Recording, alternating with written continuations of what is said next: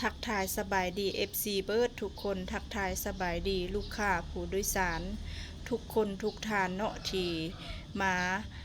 สมที่มารับฟังคลิปตัวนี้สิมาชี้แจงเนาะมันมีบุคคลบ่ดีหรือมิจฉาชีพเอาชื่อไปแอบอ้างเนาะตั้งเป็นชื่อเฟซของมันเจขายปีรถเมล์การเดินทางเจ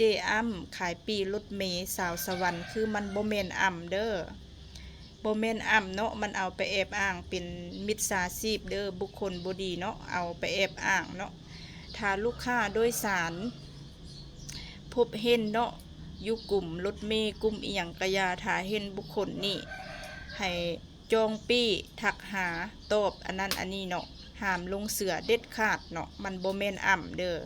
เอาไปแอบอ้างเนาะเอาซื้อของไปแอบอ้างเด้อเพื่อตัวลูกค้าผู้โดยสารเฮาเนาะโอนจองปี้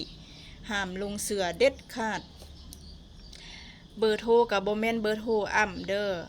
โลโก้หน้าโปรไฟล์อีหยังกับบ่แม่นเด้อรถอีหยังกับบ่แม่นรถเนาะมันเอาของไผมาใส่ของมันกับบ่ฮู้เลยมันจะเปลี่ยนเรื่อยๆเบอร์ก็เปลี่ยนเรื่อยๆหน้าปกเฟซอีหยังมันก็เปลี่ยนเรื่อยๆเนาะเปลี่ยนไปตลอดห้ามลงเสือเด็ดขาดสิมาชี้แจงเนาะก็เห็นใจกับอีต้นเนาะลูกค้าผู้โดยสารเฮาที่โดนตัวโดนโลกไปหลายคนเนาะคือนี่มันเอาไปแอบอ้างนี่หลายเทื่อแล้วทุกรูปแบบแล้วทั้งรถเมล์ทั้งรูปภาพทั้งโลโก้ทั้งซื้อเสียงนี่มันเอาไปแอบอ้างทุกรูปแบบแหละมันเฮ็ดกับเพราะว่าเป็นคนมีตัวตนแท้เนาะตัวทนแท้เฮามีรถเป็นของตัวเองแท้เฮาเล่นแท้เฮาเป็นธุรกิจของเฮาแท้คนใดที่มีชื่อเสียงมีแบบตัวตนแท้มิจฉาชีพมันก็เอาไปแอบอ้างเนาะเพื่อไปตัวลูกค้าผู้โดยสารลูกค้าบุคผู้โดยสาร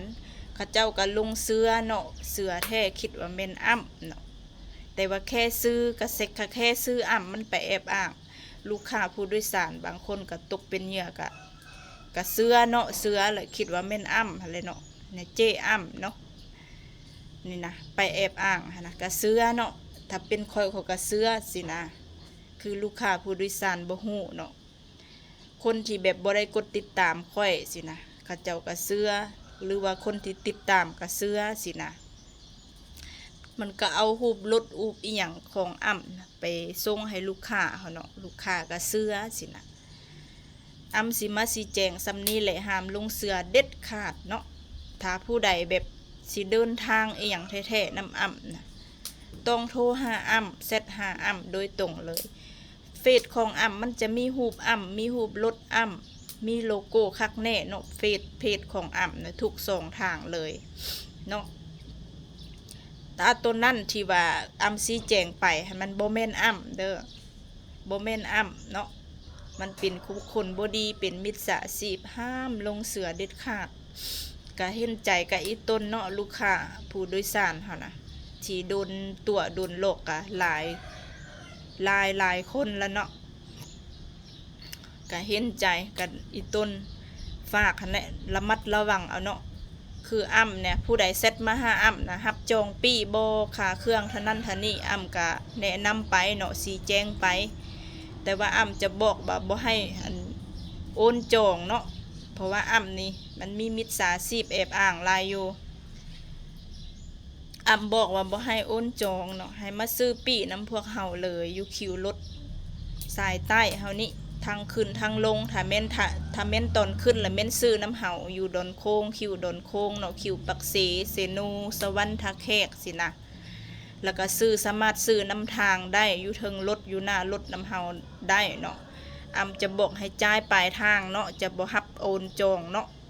ให้จ่ายน้ำพวกเฮาอยู่เทิงรถเลยอยู่หน้ารถเลยอยู่คิวเนาะซื้อปีน้ำพวกเฮาเลยค่าเครื่องค่าอีหยังคือกันให้จ่ายปลายทางเอาเนาะจะบ่รับโอนเนาะส่วงนี้นะงดก่อนเนาะบ่โอนบ่รับโอนเนาะให้มาซื้อน้ำพวกเฮาเลยอันนี้มันแห้งจะใกล้ปีใหม่แหละปีใหม่ลาวนี่อย่างอีก10 ปลายมือก็แม่นละเนาะเดือนหน้ามื้อนี้ก็20 ปลายละ ฝากเทิงสำนีเด้อลูกค้าเฮาห้ามลงเสือเด็ดขาดเอาบอกย้ำอีกเถื่อหนึ่งถ้าเห็นซื้อเฟซอันเพจอีหยังทุกสองทางเนาะเจอ้ำขายปีรถเมล์การเดินทางเจอ้ำขายปีรถเมล์สาวสวรรค์เนาะ